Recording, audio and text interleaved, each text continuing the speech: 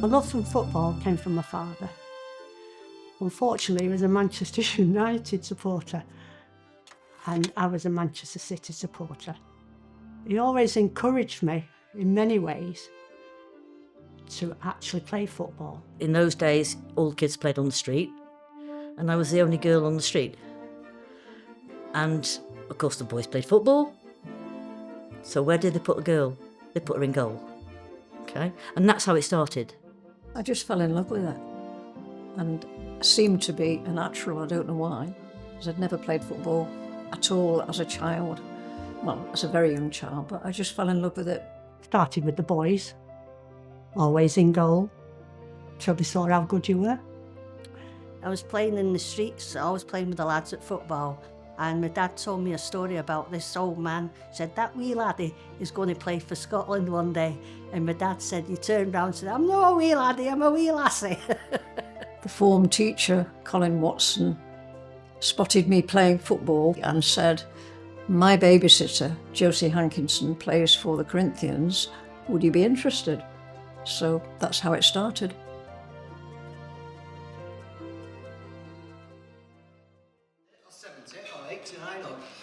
Any other landmark year, but time and time again, year after year after year, the club evolved and developed. Manchester Corinthians is a women's football team that was established in 1948-49 by a guy called Percy Ashley. And Percy's daughter, Doris, had played football for a team in Bolton, and she'd played in a team that sort of represented England, an official team. But we were living in Manchester.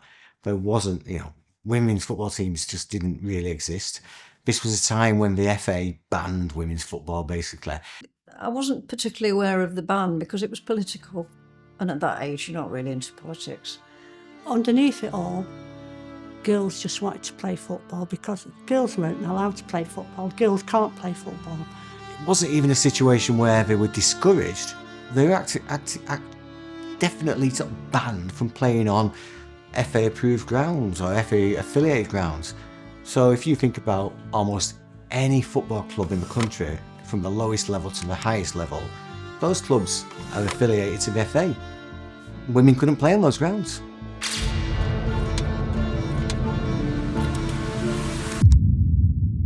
I'm the son of Shirley Orange, who played for the Corinthians for the majority of the 1950s. My mum, I think she played at fullback or in at right half at the time. It's like a midfield position.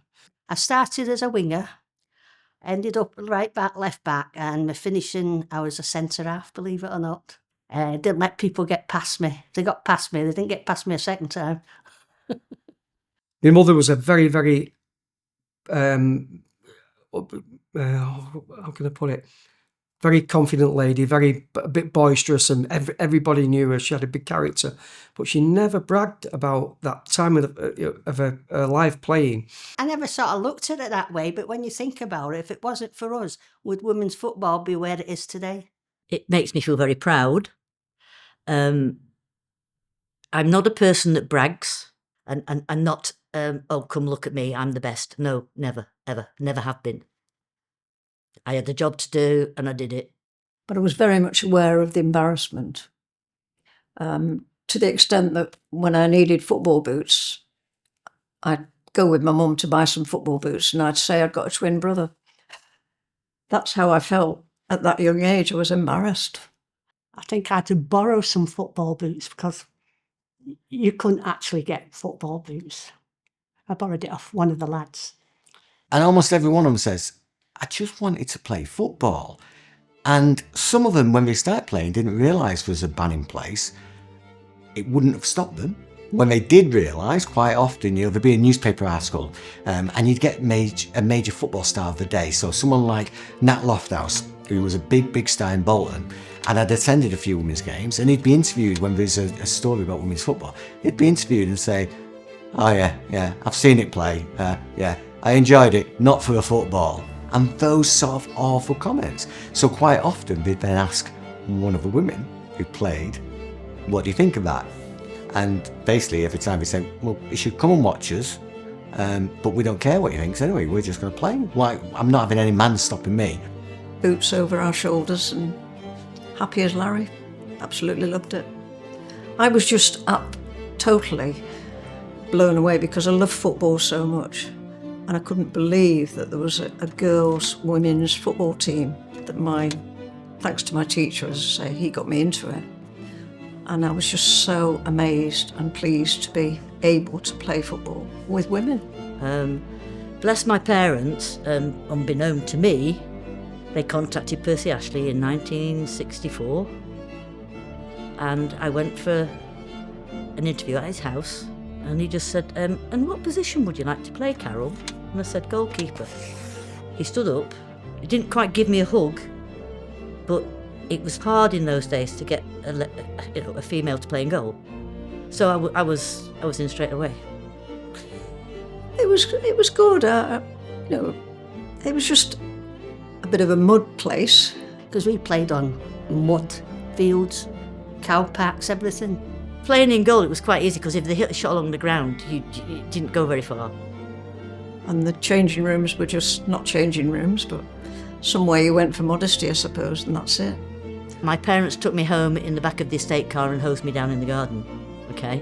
I didn't particularly like that because sometimes it was very cold, but I understood why. Because being a goalkeeper in a quagmire, you came off very dirty.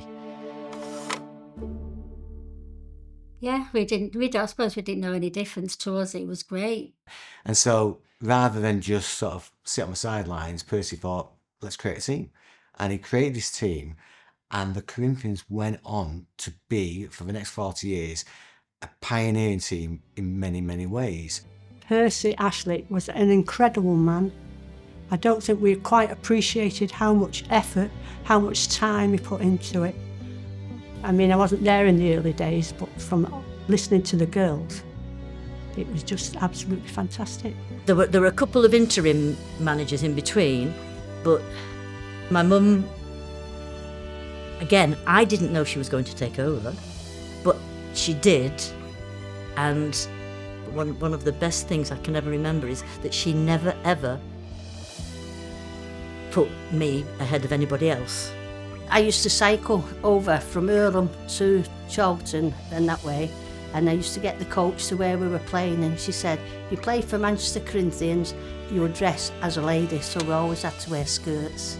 She was strict, but she was lovely. It was the club.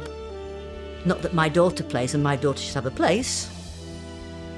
I had to earn it. We had lots of trips, we used to play all over the country, like charity matches and stuff. I mean, at the time, we thought it was the bee's knees.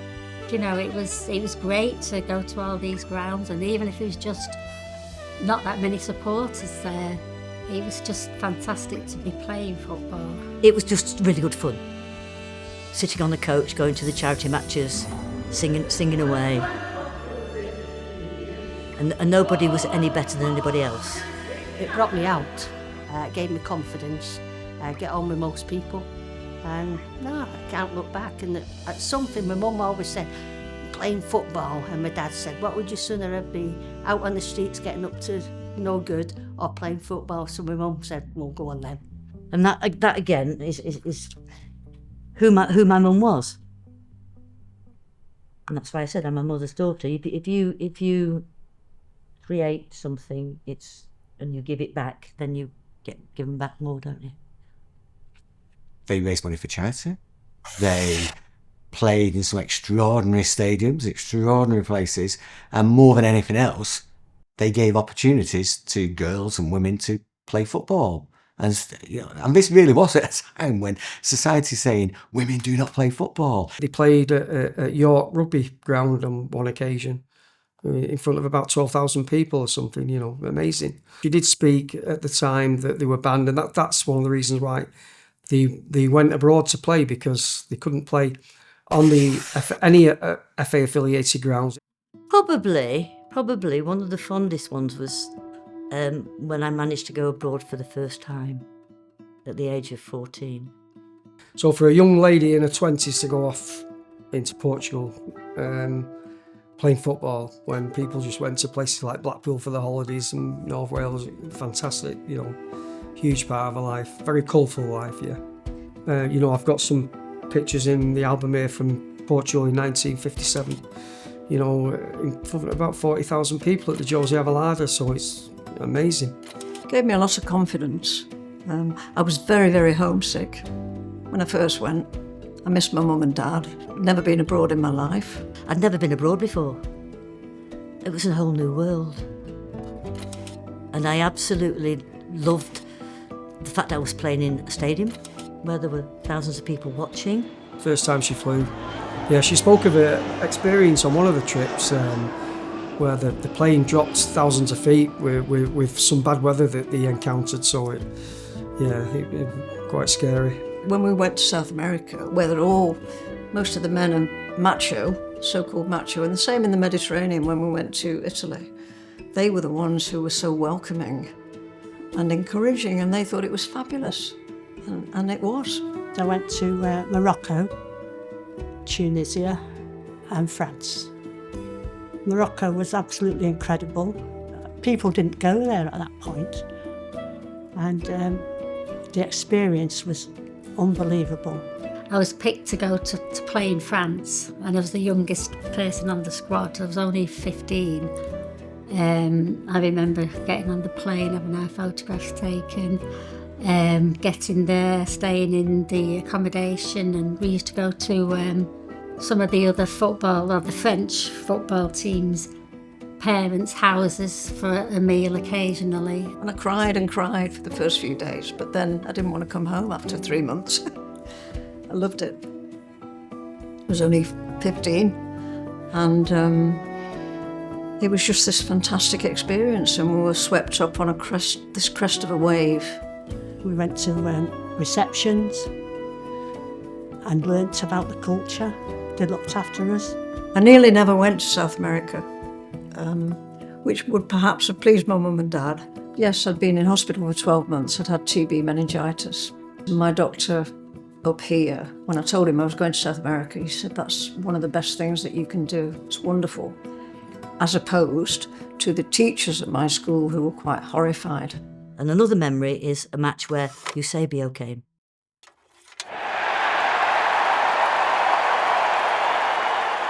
And I won't forget that. And didn't shake his hand or anything, but I can remember standing there looking and opening my eyes thinking, oh, goodness gracious me. And it was a charity match somewhere between the two teams, but there he was. Amazing. Oh. What's more incredible is that club lasted for 40 years and gave generation after generation of women an opportunity to play. I can't play football. I love football. I cannot play football. But what I could have done from the youngest age, I could have more or less gone anywhere and kicked a football because I'm a boy, right? I'm rubbish, but I could have done. These women, when they were at school, even in the 1970s and 80s, when we're going to school, we've got PE teachers saying, girls don't play football. Girls can't play football. Yeah, I got called a tomboy, all sorts, but it didn't stop me. Because when you think about ladies' football now, if only we had them opportunities when we played. You know, Manchester's a great footballing city. We've got City and United, won European trophies, won everything. We've also got a great women's football team that was there for 40 odd years, that influenced the direction of women's football, that helped to launch competitions, helped to launch the Women's FA, and represented Manchester perfectly abroad. Wonderful. When I'd finished university, I played for a couple of years, and then I went to Foden's and I won an FA Cup medal. So that was the pinnacle for me. My mum didn't brag about it, but she worked with Pat Gregory to go to meet Bertie Mee down at Arsenal to promote the women's game, to get it recognised. She wasn't an Emily Pankhurst, okay? But she could see that there was something that had to happen. Some of the women that played for Corinthians in the 60s, 70s, 80s went on to be key figures at the Football Association, the Women's Football Association, when it was founded. There's a woman called Gladys Aiken. Gladys was really important. She was in charge of the first international committee. It was something that she saw needed keeping going on and developing, but not necessarily Corinthians. women in the sport. I think for me, the key is I want all of football and all of society to remember what these women have achieved. Over the last few years, I've been interviewing some of these women and they played football and their stories, they get more and more remarkable when I meet them. More and more remarkable. And this is something I said to Gary when he came to speak with me. I said, some of the questions you're asking, and you have just done exactly the same, you have evoked so many memories that have been stored here. But now they're here. And that enriches me as a person with a really lovely feeling. Football is it's great to be part of a team. It's life skills, and how can I say this? It makes you who you are, really. Does that make sense? And in many ways, we all say we're born a bit too soon. You can get a bit envious, really, to think, oh, if only we'd been born 30, 40, 50 years later, you know. But it's great for those. I think it's great for the girls today. I'd be lost without sport. It keeps me sane. Ish. We were girls, we wanted to play football. Girls don't play football, do they? Oh, yes, we do. Thank you so much. Is that okay?